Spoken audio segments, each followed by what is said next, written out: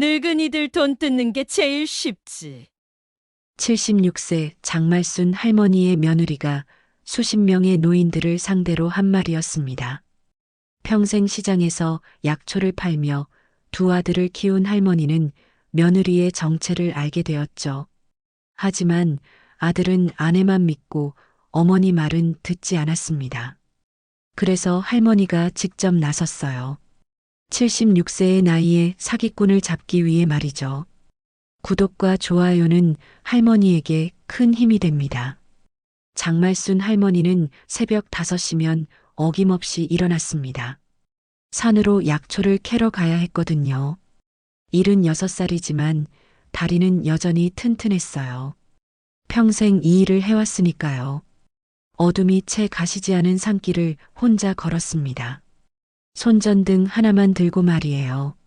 다른 사람들은 위험하다고 말렸지만 말수는 괜찮았어요. 이 길을 50년 넘게 다녔거든요. 눈 감고도 갈 수 있을 정도였죠. 산에 도착하면 먼저 도라지를 캤습니다. 땅을 파보면 어디에 좋은 도라지가 있는지 바로 알 수 있었어요. 경험으로 익힌 감각이었죠. 더덕도 마찬가지였습니다. 뿌리가 굵고 향이 좋은 걸 골라 캤어요. 산나물도 빠뜨릴 수 없었습니다. 취나물, 고사리, 시금치 같은 것들 말이에요. 계절마다 나는 게 달랐지만 말수는 다 알고 있었어요. 언제 어떤 나물이 가장 맛있는지 말이에요. 캐온 약초와 나물로 시장에서 장사를 했습니다. 오전 7시부터 저녁 6시까지 좌판에 앉아 있었어요. 비가 와도 눈이 와도 추워도 나왔습니다. 이 돈으로 두 아들을 대학까지 보냈거든요. 큰아들은 해외에서 잘 살고 있고 작은 아들 한상우는 최근에 결혼했어요. 말수는 시장 사람들에게 자랑했습니다. 내 손으로 자식들 대학 보냈다고요. 남편도 없이 혼자서 말이에요. 그게 말순의 가장 큰 자부심이었어요. 시장 좌판에 앉아 있으면 단골들이 찾아왔습니다. 김할머니는 매주 화요일마다 도라지를 사러 왔어요. 기침이 심해서 말순이 캔 도라지가 아니면 안 된다고 했죠. 박 아저씨는 더덕을 좋아했습니다. 술안주로 먹는다며 늘 한 근씩 사갔어요. 이 할머니는 산나물을 좋아했어요. 소화가 안 될 때마다 찾아와서 나물 무침을 해먹는다고 했습니다. 단골들은 말순이 손 약초가 약방보다 낫다며 칭찬했어요. 감기에는 도라지, 기침에는 더덕, 소화불량에는 산나물이 최고라고 했죠. 말순은 그런 칭찬을 들을 때마다 가슴이 뿌듯했습니다. 평생 이 일을 해온 보람이었거든요. 하지만 요즘 들어 기분이 좋지 않았어요. 며느리 윤세라가 자꾸 잔소리를 했거든요.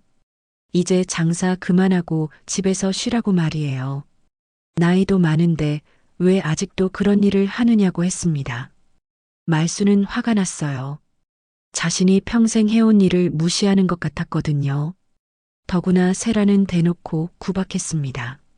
시장 냄새 난다며 집에 오지 말라고도 했어요.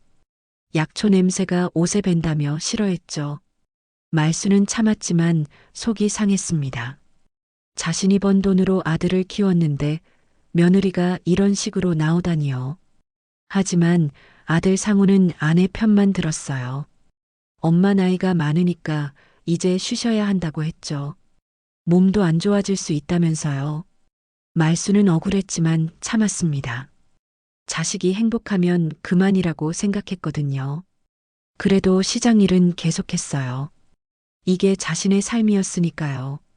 약초를 캐고 시장에서 파는 게 말순의 전부였거든요. 단골들도 말순을 찾았고 말순도 그들을 위해 최고의 약초를 준비했습니다. 새벽마다 산에 올라가서 가장 좋은 것만 골라 캤어요. 하지만 며느리의 태도는 점점 더 차가워졌어요. 처음에는 그냥 성격이 차가운 건가 했는데 아닌 것 같았어요. 뭔가 말순을 싫어하는 것 같았거든요. 말순은 뭔가 이상하다고 느꼈습니다. 시장에서 평생 사람을 봐왔거든요. 좋은 사람과 나쁜 사람을 구별하는 눈이 있었어요. 손님들 중에서도 돈을 안 낼 사람, 흠을 잡을 사람, 좋은 물건만 골라가려는 사람을 한눈에 알아봤죠. 그런데 며느리 세라에게서는 뭔가 불편한 느낌이 들었습니다. 겉으로는 예의 바르게 행동하지만 속으로는 다른 생각을 하는 것 같았어요. 말수는 직감을 믿었어요. 평생 시장에서 살면서 기른 감각이었거든요. 그 감각이 지금 뭔가 이상하다고 경고하고 있었습니다. 며느리에게 뭔가 숨기는 게 있다고 말이에요.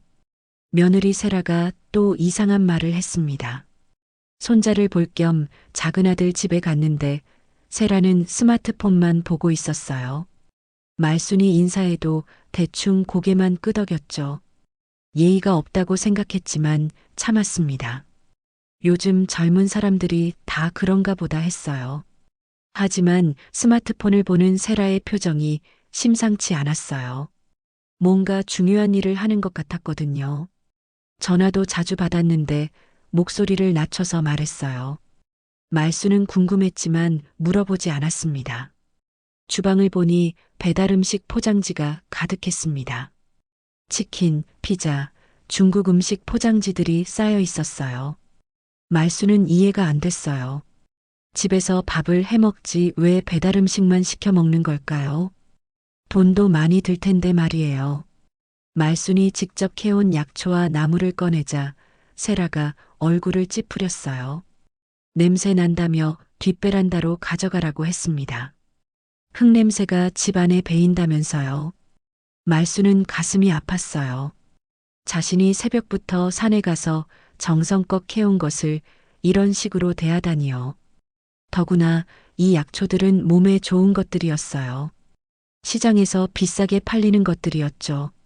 하지만 더 충격적인 건 따로 있었어요. 손자가 무심코 한 말이었습니다. 엄마는 맨날 밤에 몰래 전화한다고 했어요. 할머니한테는 비밀이라면서 조그맣게 말했죠. 말수는 궁금했지만 그냥 넘어갔습니다. 며느리가 친구와 통화하는 걸 수도 있으니까요. 하지만 뭔가 찜찜했어요. 왜 굳이 밤에 몰래 전화를 할까요? 낮에 하면 안 되는 전화일까요? 그리고 왜 손자한테까지 비밀이라고 말하는 걸까요? 손자는 더 말했어요. 엄마가 전화할 때마다 방문을 꼭 잠그고 들어간다고 했습니다. 그리고 목소리도 아주 작게 한다고 했어요. 가끔 화를 내기도 한다고 했죠. 말수는 점점 이상하다고 생각했습니다. 정상적인 통화라면 왜 그렇게 숨길 필요가 있을까요? 며느리가 혹시 바람을 피우는 건 아닐까요? 아니면 다른 무슨 일을 하는 걸까요? 말수는 의심스러웠지만 섣불리 판단하지 않았어요. 그래도 계속 신경이 쓰였습니다. 며느리의 행동이 너무 이상했거든요. 평소에도 돈 이야기를 자주 했어요. 투자하면 돈을 벌 수 있다고 했죠. 시장에서 장사하는 것보다 투자가 훨씬 낫다면서요. 말수는 그런 말을 들을 때마다 불편했어요. 자신이 평생 해온 일을 무시하는 것 같았거든요. 아들 상우는 아내가 하는 일을 모르는 것 같았어요. 아니면 알면서도 모른 척 하는 건가요? 상우는 회사 일로 바빠서 집에 늦게 들어왔어요. 집에 와서도 피곤하다며 일찍 잠자리에 들었죠. 그 사이에 세라가 무슨 일을 하는지 모르는 것 같았어요. 말수는 답답했습니다. 아들에게 물어보고 싶었지만 며느리 욕하는 엄마로 오해받을까봐 참았어요. 하지만 불안한 마음은 계속 커졌습니다. 뭔가 잘못되고 있다는 느낌이 들었거든요. 시장에서 기른 직감이 그렇게 말하고 있었어요. 말수는 며느리를 더 자세히 관찰해 보기로 했습니다. 평생 사람을 봐온 경험으로 정체를 파악해 보고 싶었어요. 며느리가 정말 좋은 사람인지 아니면 뭔가 숨기고 있는 건지 알고 싶었습니다. 며느리는 늘 비싼 옷을 입고 다녔어요. 명품 가방도 들고 다녔죠. 그런데 상훈의 월급으로는 그런 걸 살 수 없을 텐데요. 혹시 세라가 따로 돈을 버는 일이 있는 걸까요? 하지만 직장을 다니는 것 같지도 않았어요. 집에서 스마트폰만 보고 있었거든요. 말수는 결심했어요. 아들을 지키기 위해서라도 며느리의 정체를 밝혀내겠다고요. 뭔가 수상한 냄새가 났거든요. 아들 집에 또 갔을 때였습니다. 상훈이 잠깐 외출한 사이에 말수는 방 청소를 도와주겠다고 했어요. 며느리 세라는 귀찮아하며 알아서 하라고 했죠. 어차피 할 일도 없다면서 말이에요. 말수는 아들 방에 들어가 구두 상자를 정리했습니다. 먼지도 많이 쌓여 있고 정리가 안 되어 있었거든요. 그런데 구두 상자 뒤에 이상한 게 숨겨져 있었어요. 묵직한 봉투와 낯선 통장, 그리고 작은 수첩이었습니다. 말수는 호기심에 봉투를 만져봤어요. 돈이 들어있는 것 같았습니다. 상당히 두꺼웠거든요. 통장도 상훈 이름이 아니었어요. 낯선 이름이 적혀 있었죠. 하지만 가장 이상한 건 수첩이었어요. 말수는 수첩을 펼쳐봤습니다. 그런데 깜짝 놀랐어요. 수십 명의 노인 이름과 거액의 돈이 적혀 있었거든요. 박춘자 할머니 3천만 원, 김철수 할아버지 5천만 원, 이영희 할머니 7천만 원, 이런 식으로 말이에요. 적어도 20명은 넘는 노인들의 이름이 있었어요. 그리고 그 옆에는 전화번호와 주소까지 적혀 있었습니다. 심지어 가족 관계까지 자세히 적혀 있었어요. 자녀는 몇 명인지, 어디에 사는지, 얼마나 자주 만나는지까지 말이에요. 말수는 직감적으로 알았습니다. 이건 평범한 돈이 아니라고요. 누군가의 피눈물이라고 느꼈어요. 시장에서 단골들이 하던 말이 떠올랐습니다. 요즘 투자 사기에 당해 집을 잃은 노인이 많다고 했거든요. 높은 수익을 약속하며 돈을 받아간 뒤 사라져버린다고 했어요. 그런 사기꾼들이 이런 수첩을 만들어서 관리한다는 이야기도 들었죠. 혹시 이 수첩이 그것과 관련이 있을까요? 말수는 가슴이 두근거렸어요. 며느리가 혹시 사기에 연루된 건 아닐까요? 아니면 아들이 모르게 무슨 일을 벌이고 있는 건가요? 하지만 상우는 그런 일을 할 사람이 아니었어요. 성격도 착하고 정직했거든요. 그럼 세라가 한 일일 가능성이 큰 것 같았어요. 말수는 수첩을 더 자세히 봤습니다. 각 사람마다 상세한 정보가 적혀 있었어요. 언제 처음 만났는지, 얼마를 받았는지, 언제까지 돈을 달라고 했는지까지 말이에요. 심지어 각 사람의 성격과 약점까지 분석해 놓았어요. 외로움을 탄다. 자식들이 찾아오지 않는다. 돈을 많이 갖고 있다. 이런 식으로 말이에요. 이걸 보고 말수는 확신했어요. 이건 분명 사기 수첩이라고요. 며느리가 노인들을 속여서 돈을 빼앗고 있다는 증거였어요. 말수는 손이 덜덜 떨렸습니다. 자신의 며느리가 이런 나쁜 일을 하고 있었다니요. 말수는 수첩을 다시 원래 자리에 넣었습니다. 하지만 마음은 편하지 않았어요. 이 일을 어떻게 해야 할지 몰랐거든요. 아들에게 말하자니 며느리를 의심한다고 생각할까봐 걱정됐어요. 그렇다고 그냥 넘어갈 수도 없었습니다.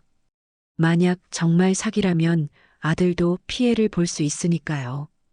더구나 수많은 노인들이 피해를 당하고 있을 거예요. 말수는 혼란스러웠습니다. 평생 이런 복잡한 일은 겪어보지 못했거든요. 하지만 한 가지는 확실했어요. 이 일을 그냥 넘어갈 수는 없다는 것 말이에요.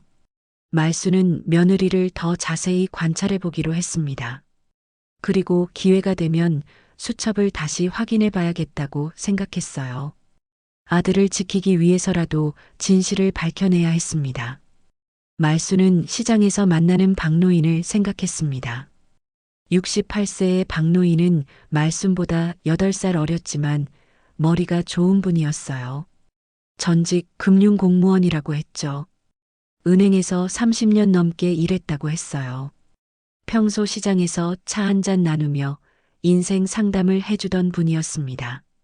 말순이 힘든 일이 있을 때마다 조언을 해줬거든요. 박노인은 사람이 좋았어요. 시장 사람들 모두와 친하게 지냈죠. 특히 나이 든 분들의 고민을 잘 들어줬어요. 말순은 박노인을 찾아갔어요. 평소처럼 시장 끝에 있는 작은 찻집에서 만났습니다. 박노인은 늘 그 자리에 앉아서 신문을 보거나 사람들과 이야기를 나눴거든요.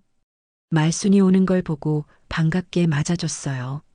차를 주문하고 앉아서 이야기를 나눴습니다. 말순은 조심스럽게 말을 꺼냈어요. 요즘 투자 사기가 많다면서 말이에요. 신문에서 봤다고 했죠. 박노인이 맞다며 고개를 끄덕였습니다. 특히 노인들을 상대로 한 사기가 많다고 했어요. 은행에서 일할 때도 그런 피해자들을 많이 봤다고 했죠. 안타까운 일이라면서요. 말순은 더 자세히 물어봤습니다. 어떤 식으로 사기를 치는지 궁금하다고 했죠. 박노인이 자세히 설명해 줬어요. 보통 높은 수익을 약속하며 돈을 맡으라고 한다고 했습니다. 처음에는 작은 돈을 맡아서 약간의 이익을 줘요. 그래서 신뢰를 쌓는 거죠. 그 다음에는 더 큰 수익을 약속하며 많은 돈을 맡으라고 해요. 그럼 사람들이 큰 돈을 맡기죠. 그때 사라져버리는 거예요. 박노인은 더 말했어요. 사기꾼들은 주로 외로운 노인들을 노린다고 했습니다. 자식들이 찾아오지 않는 노인, 혼자 사는 노인들 말이에요. 그런 분들은 누군가 관심을 가져주면 쉽게 믿게 된다고 했죠. 사기꾼들이 그걸 이용한다고 했어요. 말순은 수첩 이야기를 은근히 꺼내봤습니다. 혹시 그런 사기꾼들이 피해자 명단을 적어두는지 물어봤어요. 박노인이 그럴 가능성이 크다고 했습니다. 사기꾼들은 체계적으로 일한다고 했어요. 피해자들의 정보를 자세히 적어두고 관리한다고 했죠. 언제 얼마를 받았는지, 더 받을 수 있는지, 의심하는지 안 하는지까지 다 기록해둔다고 했어요. 말순은 확신이 섰습니다. 며느리가 정말 사기에 연루된 것 같았어요. 박노인에게 더 자세한 도움을 요청했습니다. 만약 그런 수첩을 봤다면 어떻게 해야 하는지 물어봤어요. 박노인이 즉시 경찰에 신고해야 한다고 했습니다. 하지만 증거가 확실해야 한다고 조언했어요. 단순한 의심만으로는 안 된다고 했죠. 박노인은 말순의 상황을 이해하는 것 같았어요. 가족 일이라 복잡하다고 했죠. 하지만 사기는 큰 범죄라고 했어요. 많은 사람들이 피해를 당한다고 했죠. 그냥 넘어갈 수 있는 일이 아니라고 했어요. 말순은 박노인의 말을 들으며 계획을 세웠습니다. 먼저 더 확실한 증거를 찾아야겠다고 생각했어요. 그리고 아들에게도 조심스럽게 알려야겠다고 했죠. 박노인은 도움이 필요하면 언제든 말하라고 했습니다. 혼자 해결하기 어려운 일이니까 함께 하자고 했어요. 말순은 고마웠어요. 이런 큰일에 도움을 주겠다는 사람이 있어서 말이에요. 말순은 아들 상훈에게 조심스럽게 말했습니다. 요즘 투자 사기가 많으니까 조심하라고 했어요. 신문에서도 나오고 시장에서도 그런 이야기를 많이 듣는다고 했죠. 하지만 상훈은 엄마 걱정은 하지 말라며 웃었습니다.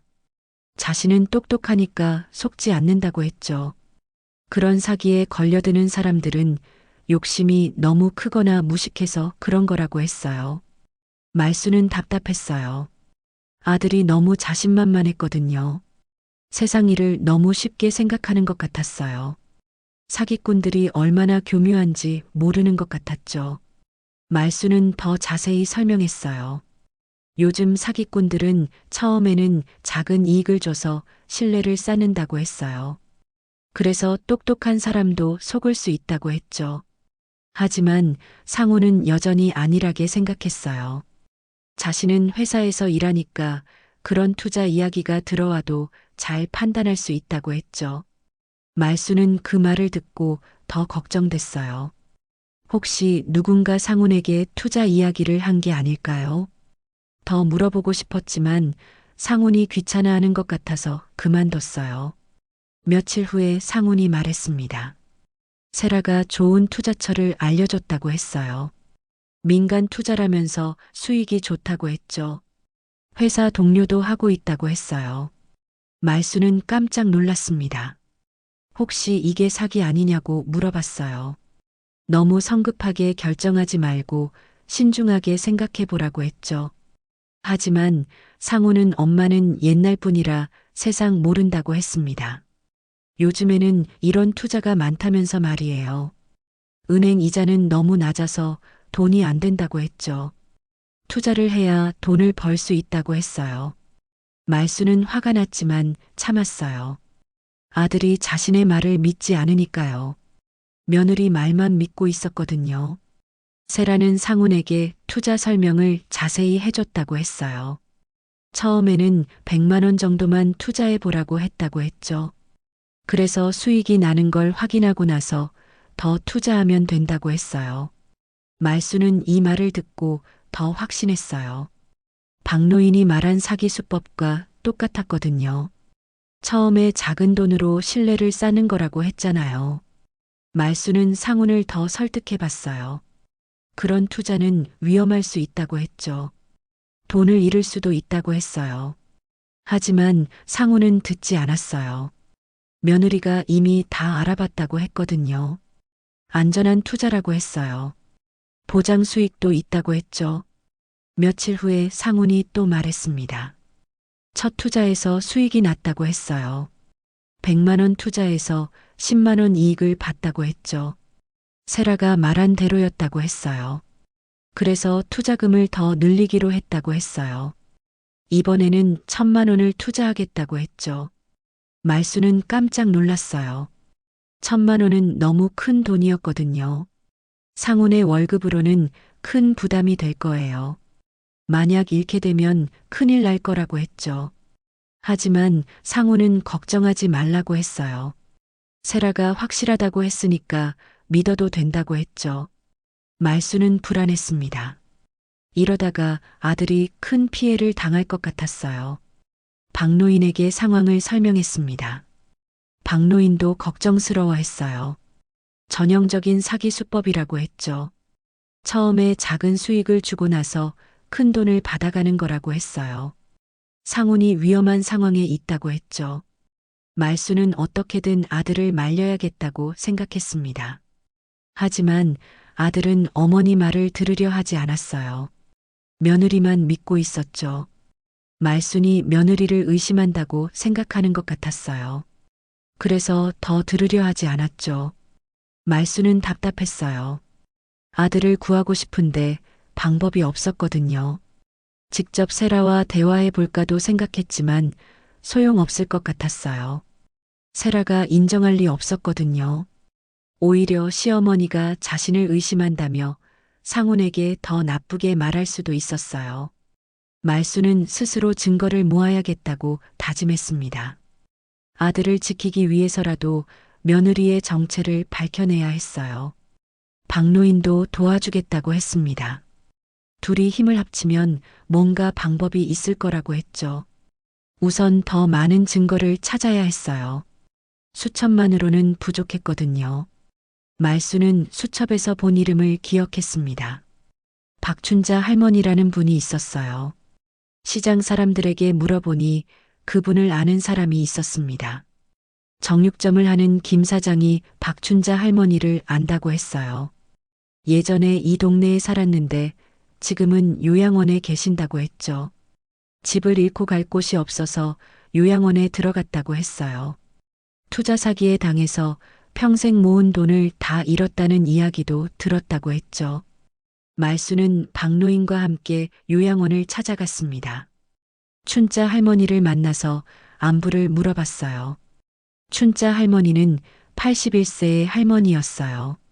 몸은 건강해 보였는데 표정이 어두웠어요.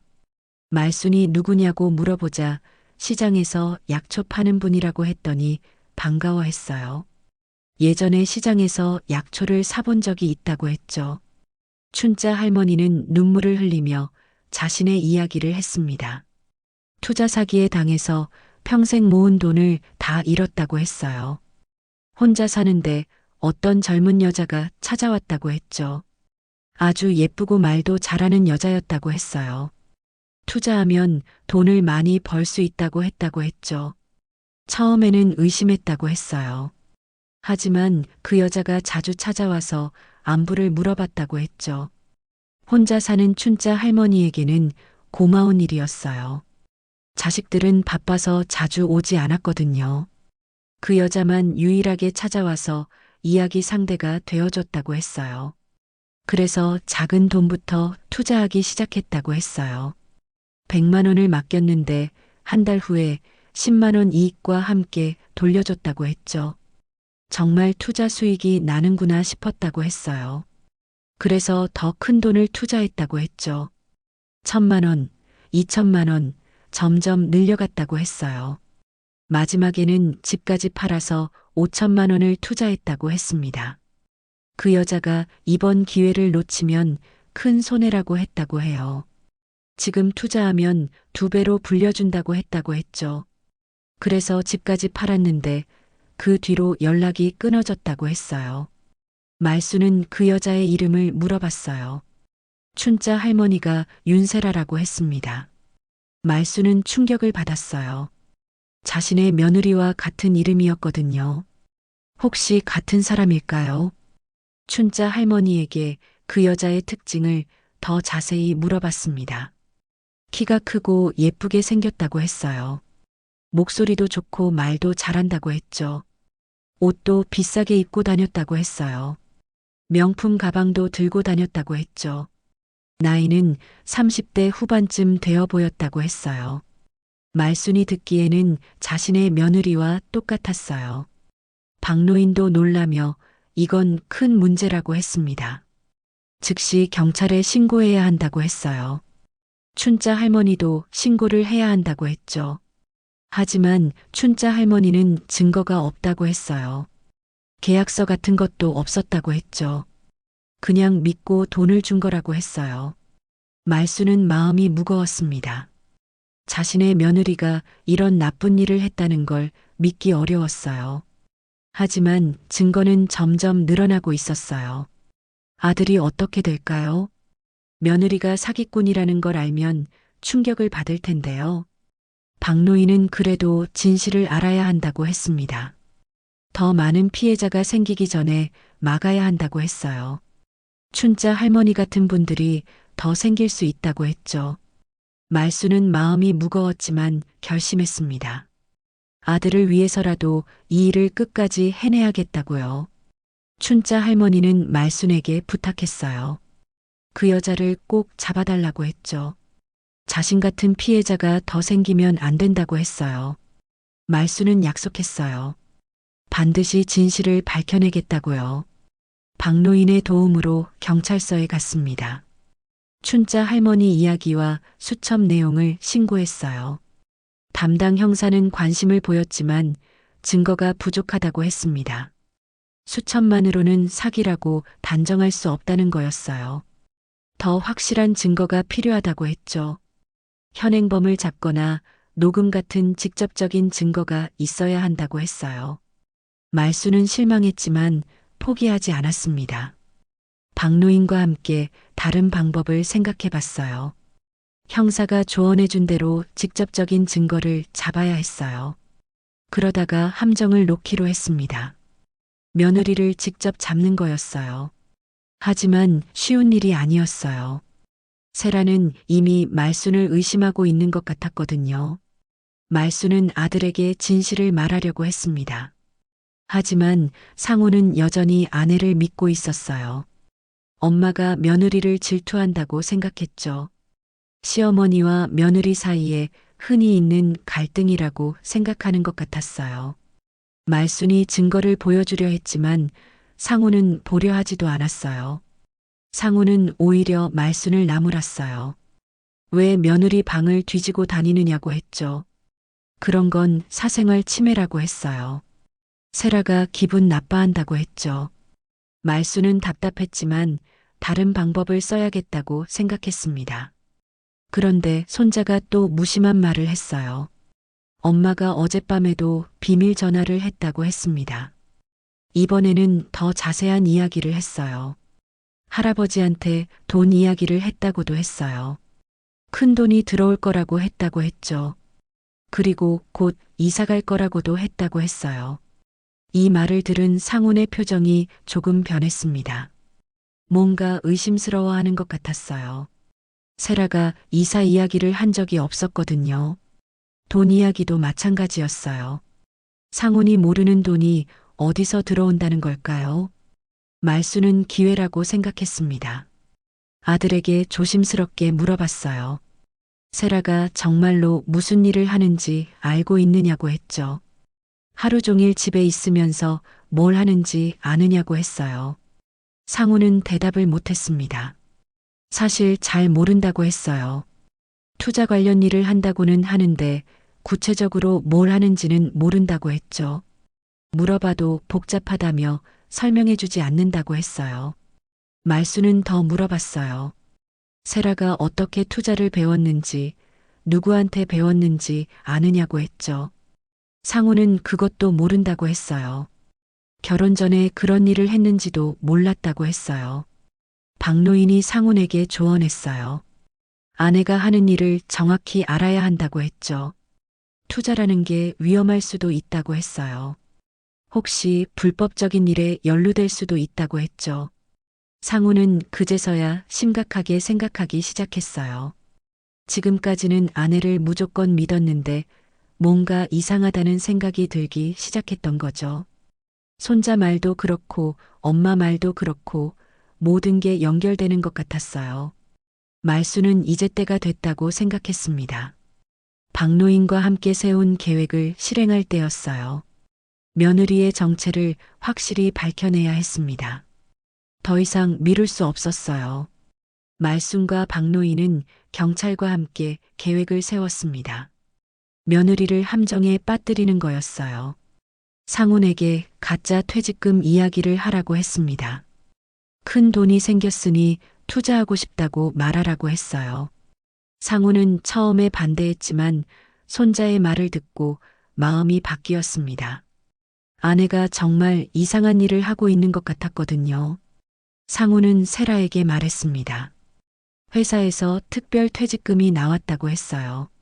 구조조정 때문에 희망퇴직을 받아들이는 사람들에게 특별 보상금을 준다고 했죠. 자신도 신청해서 2천만 원을 받게 됐다고 했어요. 이 돈을 투자하고 싶다고 했죠. 세라는 눈이 번쩍했습니다. 당장 투자하자고 했어요. 자신이 아는 정말 좋은 곳이 있다고 했죠. 지금이 절호의 기회라고 했어요. 이런 큰 돈이 생겼을 때 투자해야 한다고 했죠. 세라는 상훈에게 자세히 설명했어요. 민간 투자 회사인데 정부에서 지원하는 사업이라고 했죠. 그래서 안전하고 수익도 보장된다고 했어요. 최소 2배는 불려준다고 했죠. 하지만 기회가 많지 않아서 지금 투자하지 않으면 나중에 후회할 거라고 했어요. 며칠 후 약속 장소에서 만났습니다. 세라는 돈 가방을 받으며 말했어요. 좋은 선택이라고 했죠. 곧 큰 수익을 볼 거라고 했어요. 그러면서 혼잣말처럼 중얼거렸어요. 늙은이들 돈 뜯는 게 제일 쉽다고 했습니다. 바보들이라서 조금만 달콤한 말 해주면 속기 쉽다고도 했어요. 상우는 그 말을 듣고 충격을 받았어요. 아내가 이런 사람이었다니요. 자신도 속은 거였어요. 그런데 세라는 계속 말했어요. 특히 혼자 사는 노인들이 제일 쉽다고 했죠. 외롭니까 조금만 관심 가져주면 뭐든 해준다고 했어요. 그 순간 경찰이 나타났습니다. 몰래 숨어서 모든 걸 녹음하고 있었던 거예요. 세라는 체포됐고 모든 게 끝났어요. 세라는 당황하며 변명했지만 소용없었어요. 이미 모든 증거가 다 잡혔거든요. 상우는 눈물을 흘리며 어머니에게 사과했습니다. 이제야 알았다고 했어요. 자신이 얼마나 어리석었는지 깨달았다고 했죠. 엄마 말을 듣지 않았던 걸 후회한다고 했어요. 말수는 아들을 안아주며 괜찮다고 했습니다. 이제 진실을 알았으니 다시 시작하면 된다고 했어요. 경찰 조사 결과 세라는 수십 명의 노인들을 속여서 수십억 원을 빼앗았다고 나왔어요. 춘자 할머니뿐만 아니라 많은 분들이 피해를 당했던 거였어요. 세라는 그 돈으로 호화 생활을 했던 거였죠. 나중에 시장 사람들과 피해자들이 모였습니다. 서로 위로하며 힘을 냈어요. 우리는 속아도 무너지지 않는다고 했죠. 이런 일을 당해도 다시 일어설 수 있다고 했어요. 말수는 모든 분들께 감사 인사를 했어요. 혼자서는 할 수 없었던 일이었다고 했죠. 말수는 손자 손을 꼭 잡으며 말했습니다. 진짜 자산은 돈이 아니라고 했어요. 지켜야 할 사람과 마음이라고 했죠. 그게 가장 소중한 거라고 했습니다. 돈은 잃어도 다시 벌 수 있지만 사람과 마음은 한 번 잃으면 다시 찾기 어렵다고 했어요. 손자는 할머니 말씀을 잘 들어두겠다고 했어요. 76세 장말순 할머니의 용기 있는 선택으로 사기꾼 며느리를 잡아낸 이야기였습니다. 평생 시장에서 기른 사람 보는 눈과 직감이 아들과 수많은 피해자들을 구해냈죠. 나이는 숫자일 뿐 정의를 위해서라면 언제든 일어설 수 있다는 걸 보여준 감동적인 이야기였습니다.